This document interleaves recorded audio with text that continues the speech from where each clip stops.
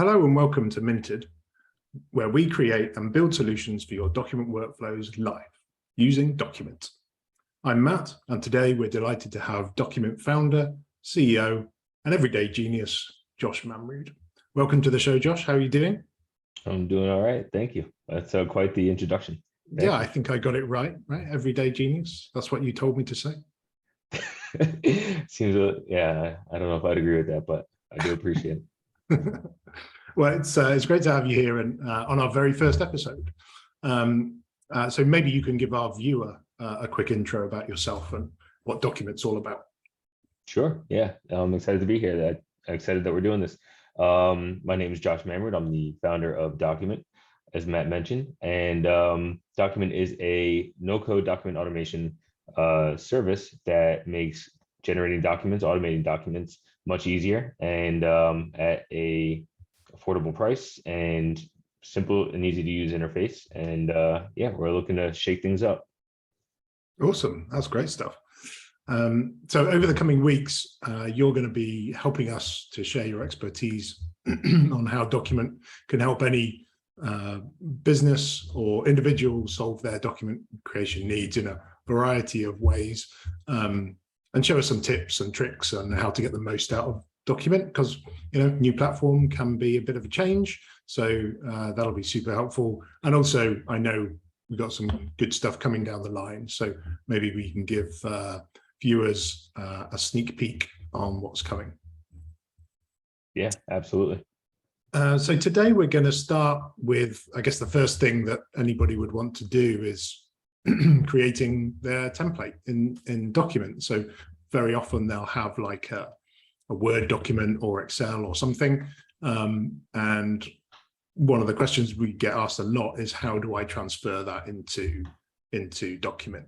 So I think we've got an invoice example today that we're going to try, that you're going to take us through. So that's probably the best place to start. So I guess if you're okay with that, if you want to go ahead and share your screen, we can jump in. Sure. Yep. Let's do it.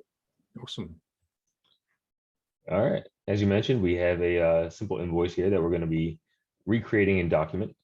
This is already a PDF, and currently Documint doesn't have a way to import an existing file, a PDF or a Word document. So we're going to show how easy it is to recreate this in Documint. And this is, courtesy of Cody House.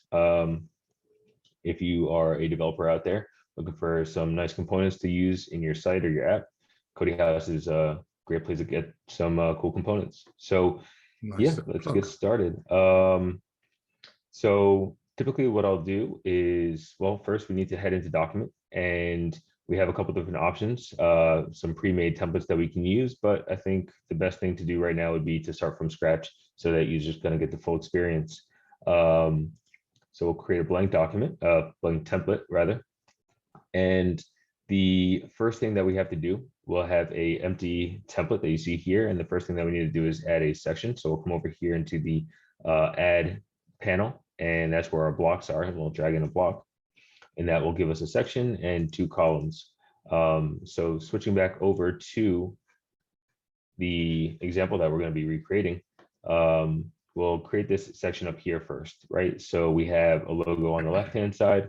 We have some information over here. So the way that I'm looking at this, I'm looking at it as either 2 columns, right? The left column and the right column, or we could even split it up into 3 columns.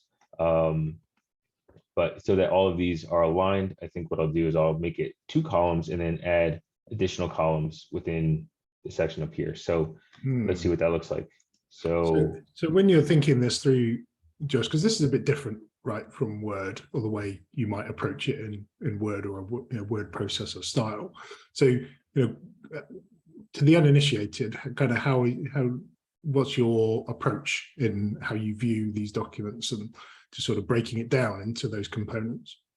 Yeah, that's a great question. So it is very different than Word. As you can see in the, just the first section that we've added to the template, Documint works with blocks rather than just having one long kind of page that you just add text to. You could recreate that using Documint if you wanted, just adding a single section and then a column and then a single text element. But what Document really allows you to do is have a lot more control over the layout of your document. You'll see that companies aren't really creating those, not every document is going to be that long text document, right? You're going to want to have a nice header. You're going to want to have certain elements that you have control over. Maybe you want to position an image over on the left side, and you just want to be able to control the layout of your document a lot easier than the traditional word processor editors let you do, right? You'll have sometimes in those type of editors, you'll have to use a template table to kind of position things, and it just gets really wonky, and you feel like you're fighting the system more than it's helping you. So Document aims to solve that by giving you this block style drag and drop editor where you can resize components as you need. You can drag in, scale them up and down. You can just anywhere you put things, like that's where they'll stay, or they'll automatically grow or shrink depending on the content of the document, right? Right. Yep. Yeah, good insight. So I just set the height of this section, so I'm just going to undo that here. That's what I'm doing here. But yeah, when I'm looking at a document to recreate, what I'm trying to figure out is, okay, how can I kind of slice this up into smaller sections that I'll then translate it to into the document template.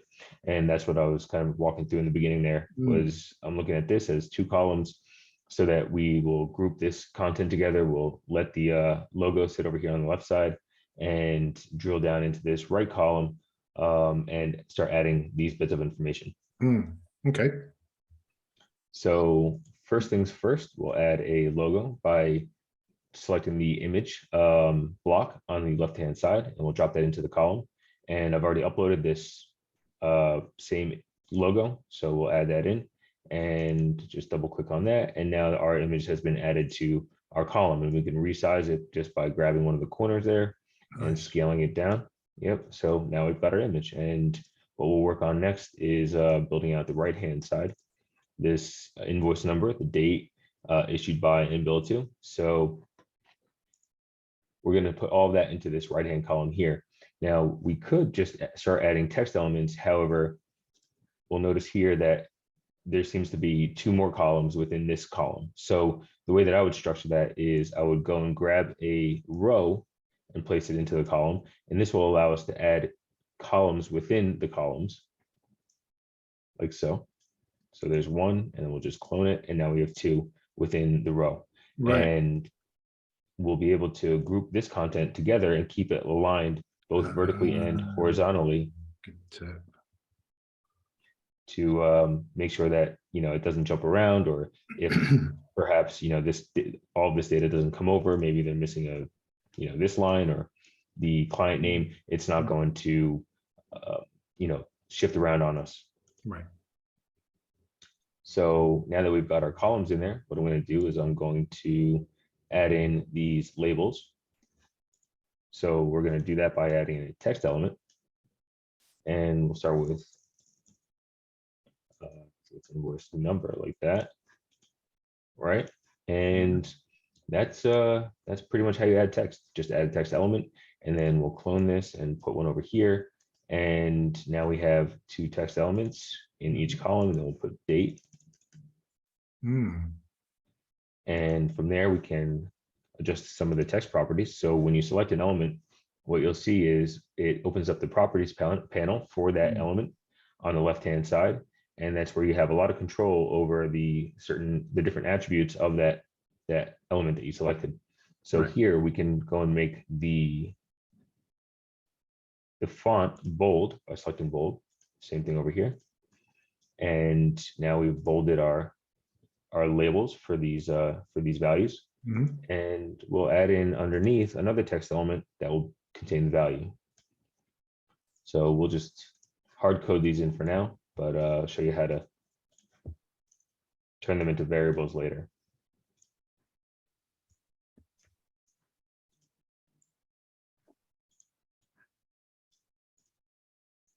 There we go. And so now that we've got our invoice number and our date in there, what we're going to do is we're going to clone this row so that the contents below will also be aligned both vertically and horizontally. Right. So we'll clone that like that. Now So we've got, we're saving time by setting all of the other elements like bolding the text if we want to, and so on and so forth. So just makes it super easy to duplicate it rather than having to define everything from scratch every time. It's great. that's exactly right. Yeah, Yep. good. So we'll have the issue by as the label for this field. And then this is going to be bill 2. Okay, we'll go and grab the contents and paste them in.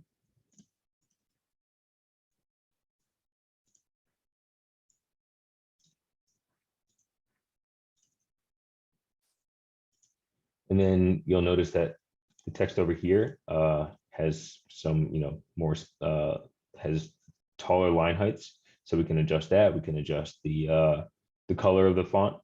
It's, a bit of a softer gray. So we'll modify that again by coming down into the text section of the properties and picking a color. We've already got one in there, but we can make it a little bit darker like that, just kind of going by eye here, and set that color and apply it to, this is why we would have set this all at once and then cloned it to avoid having to apply these properties to each one. Right.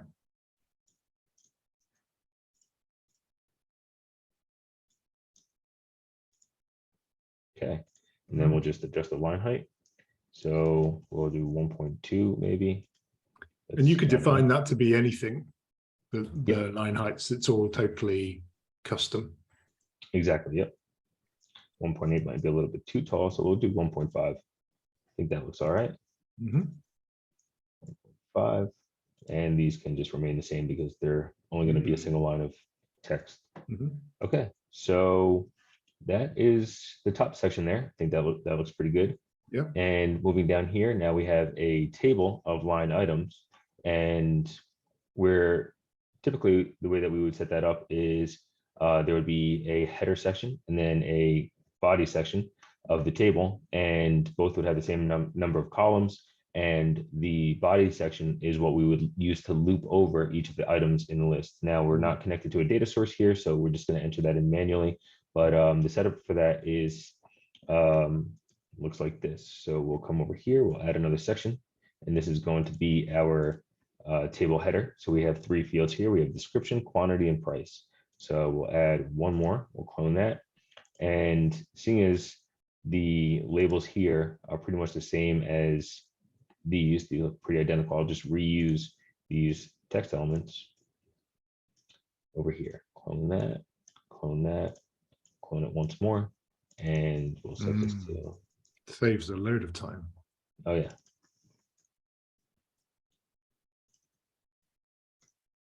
Okay, so yep, that all looks good. In this example, everything's left aligned, but if we wanted to right align it like numbers traditionally are, we could do that as well. But we'll just keep kind of going off this example.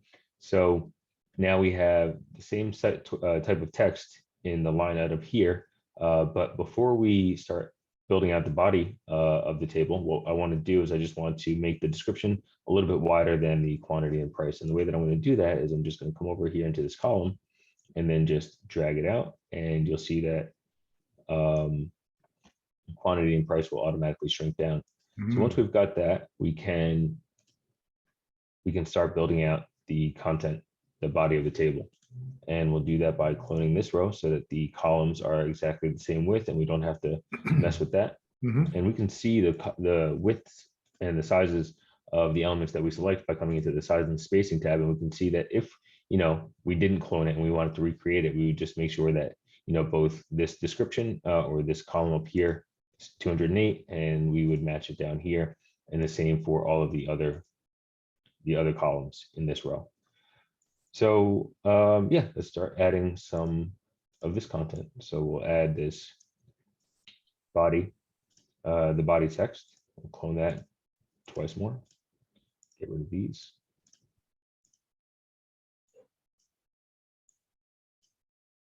Okay, great. And now we have Cody House individual lifetime. We'll copy that.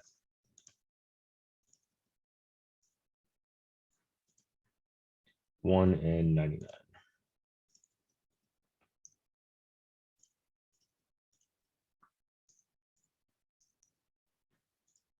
Okay. Mm-hmm. And then we have design development. So what I'm going to do here is I'm just going to clone this section and enter in the second line. And that was 20 hours. I think that was $2,000.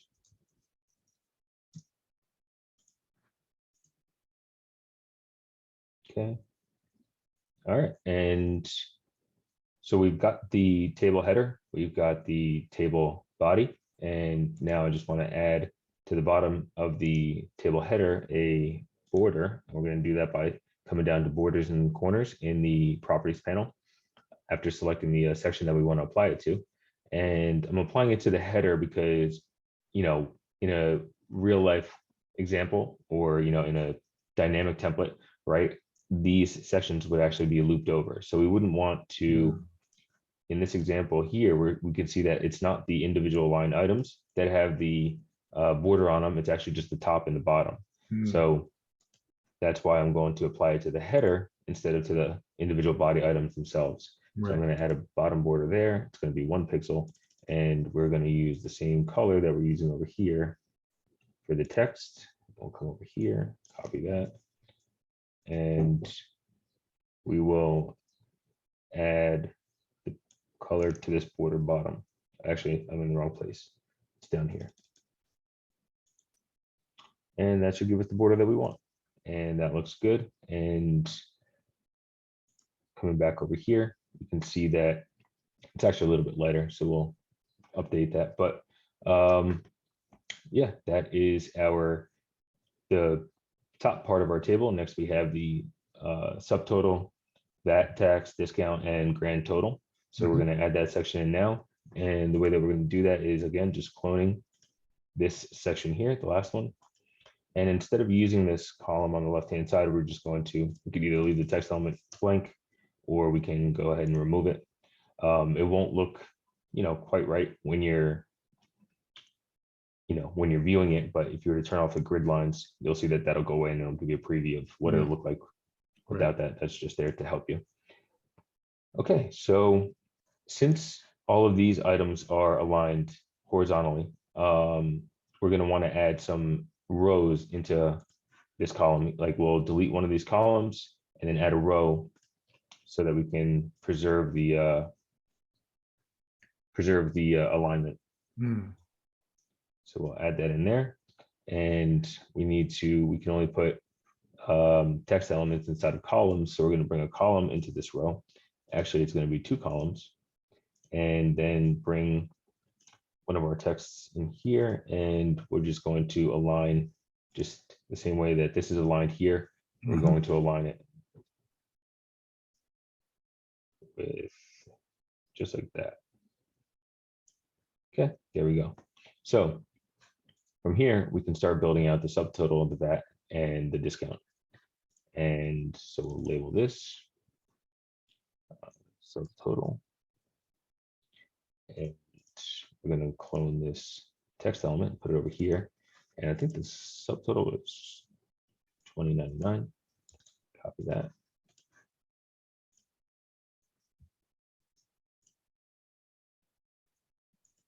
And then what we want to do is we want to start cloning each of these rows. Now, there's a good amount of spacing between them, so I think we can leave the default spacing as is. We'll kind of polish it up a little bit later, but we're just getting the beginnings in there, or the important stuff. So now we have the VAT 20%. And we have the price for that. Okay, great. Now what we can do is we can clone it again. We can add the discount of 10%.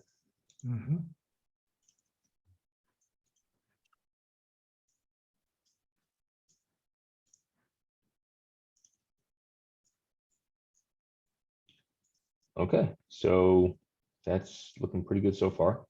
and we could adjust the spacing. So Yeah. we'll come back to that in a little bit.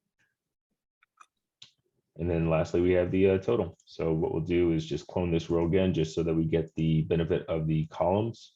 And we'll remove these, take one of these, bring it down. And same thing over here. This is going to be the total. Copy the total from here.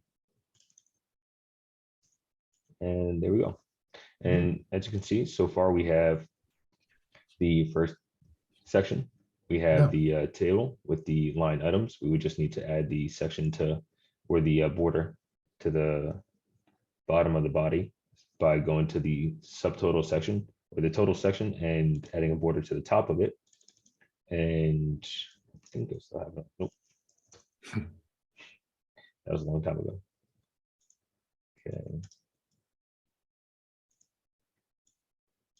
Apply that. And we can soften it up a little bit, just like it is in the actual template. Come over here, actually we'll grab the same color and apply it over here. Okay. Oh, didn't get applied. Looks good. Getting pretty close. Getting pretty close. Yep, for sure.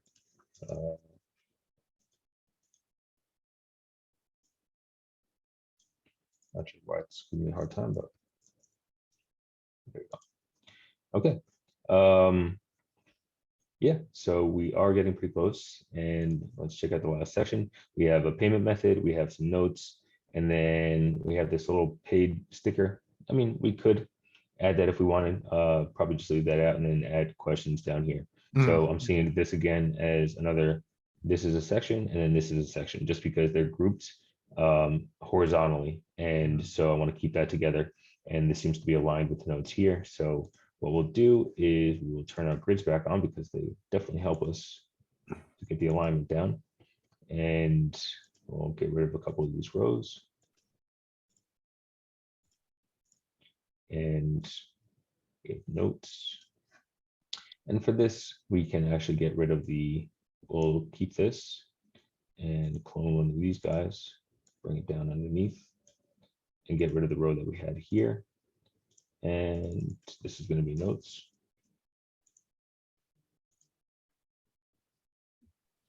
And add a note. Great. And the payment information on the left-hand side. So what I'll probably do is I'll just clone this, delete this column, and still the alignment is good because they're the same width.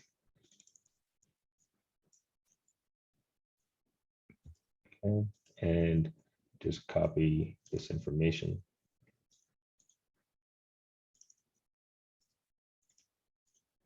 Give it the same, maybe we'll grab this one just so we have the same line height as before. That's such a time-saving tip that I'm going to have to start doing it myself.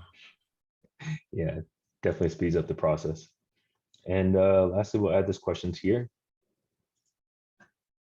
And for that, I think we could just add a section. We'll add these here.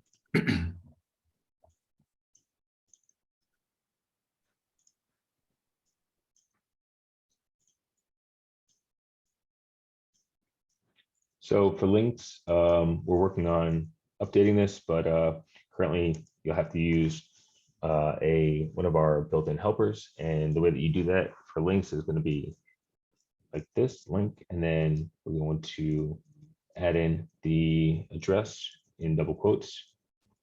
And because the address, the email address is the actual link, we can just leave that as is and put questions here. And we've pretty much got our template. Like I said, we'll come in and we'll adjust some of the spacing and everything, but that is, and this won't update until you actually go into the preview or generate a document, and that's when you'll see that it gets converted. Great. Wow, and that was done in super fast time. So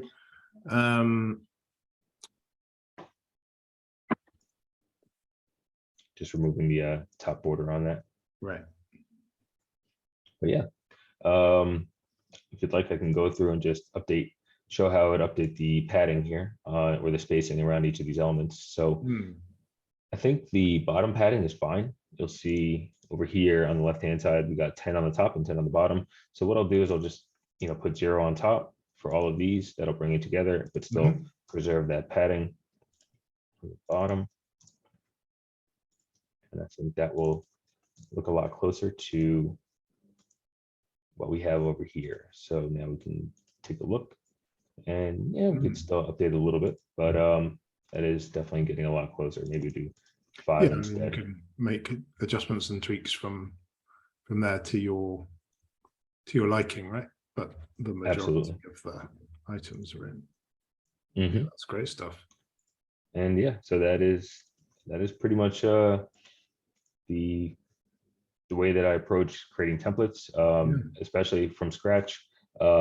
We do have some pre-made templates that get you up to speed a lot quicker, but yeah, it's pretty straightforward. And as you spend time with it, it only gets quicker. Right. Yeah, especially with a few of those tips you threw in there.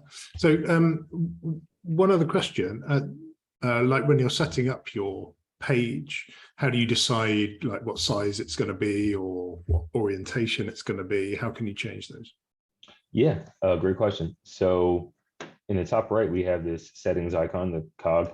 And when we click on that, we'll see that we have different options. We have this document name. This allows us to, this is actually the document name pattern.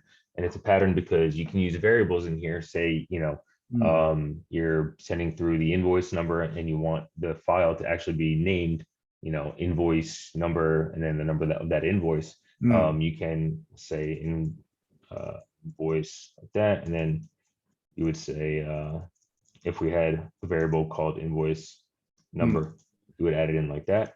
Yep. And that would then, every time a document gets created, it would take the value of the invoice number and store it in the name. Right. Then we have different formats, and you can even define a custom format. So we have the standard ones, letter, legal. We even have the European ones. And then, as I mentioned, we can define a custom format. So that's where I would come to change it. If you want to go into landscape, just toggle that on. And you can also define your page margins here. So these are the defaults, but yeah, that's where the page margins would control these right out here. Excellent. And the header and footer elements as well, is that worth just touching on? Right, yeah, sure. We have a couple of them here.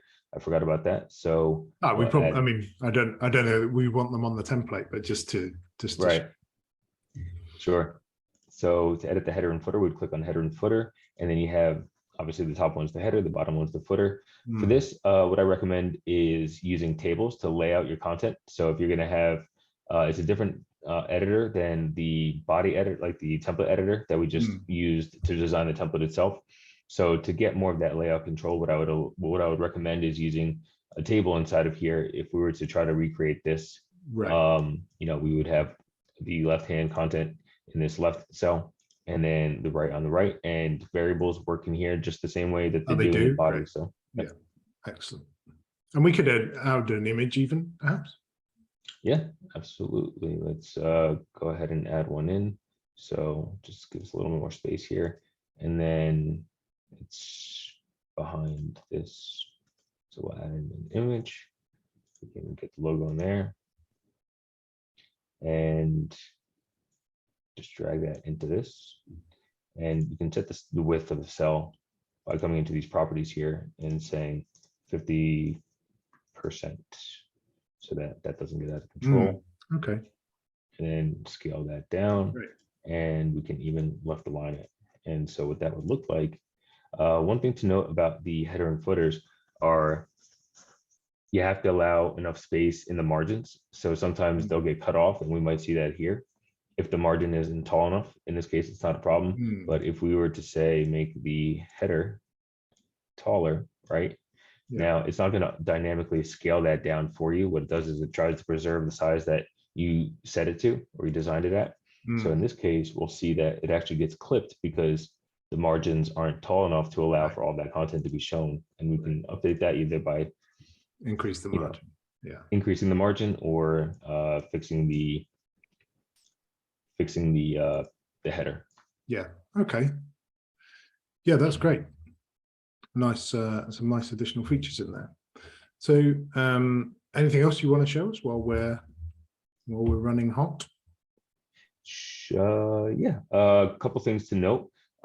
If you're repeating or looping through a section, one of the things that you'll want to probably be careful of is you don't want to split content across multiple sections. So, in a section across multiple pages, right? So if we had a long section and it was overflowing onto a second page, we wouldn't want that to have the content to be on one page and have the content to be on the other. And the way that we can fix that is by selecting the section. Now this only applies on the section, but so it won't work on a row or a column, but we are releasing some updates that will be solving this issue and will break naturally across pages. And you can also still control which elements are going to be split across multiple pages. So that setting for preventing that splitting across pages is inside of layout under avoid page break inside. We will just toggle that to yes. Now, in this case, these aren't being split across pages, so it's not going to have any effect. But if we were looping over it and we had, say, 30 items and each of those items, 15 of the items would be on the first page, the other 15 would be on the second page, we would want to make sure that none of those items, none of the line items, like the lines themselves, get split across multiple pages, and this setting would prevent that. Let's see anything else. In our next show, I think we're gonna link all this up with a data source in Airtable, and we're going to set up the line items to loop through, so we can show how to take this template we've now created and make it a proper dynamic template using some of those features you just outlined there. Exactly. Yep. So we'll get into adding variables, which you'll see. I added the variable to the header, and that's why we're seeing this one here. But when you have variables throughout your template, you'll see the list of all of them in here. You'll be able to set conditions when you want to conditionally show or hide a specific element based on your data. You can loop through, as you just mentioned, a list of items, and you can repeat text elements, you can repeat sections, columns, rows, you can repeat, almost everything that you want to, and set conditions on them as well. And then let's see, and then just the standard variables would show up over here as you add them to your sections. Yeah. Okay, that's great. Yeah, we're looking forward to getting into those on the next show. So, well, Josh, thanks so much for taking us through that and sharing some of those really great tips in there. That was really helpful. Thank you. Yeah, it's my pleasure. So, well, as you said, the next time on Minted, we're going to be looking at how to set up those line items and go through looping of your line items and repeat all of those line items in your template. And we're going to use Airtable as the data source. So that's next time. But please let us know in the comments if you have any subjects or special functions or anything you'd like just to take us through for future episodes, and we'll try and fit those in as well. And of course, if you found this video helpful, please subscribe and give it a like. I believe we have to smash the like button. Is that right, Josh? That's what I've been hearing. Yeah. It doesn't work if you don't smash it. Yeah, you can just click it. I think that's also fine. But anyway, we'd appreciate it if you did.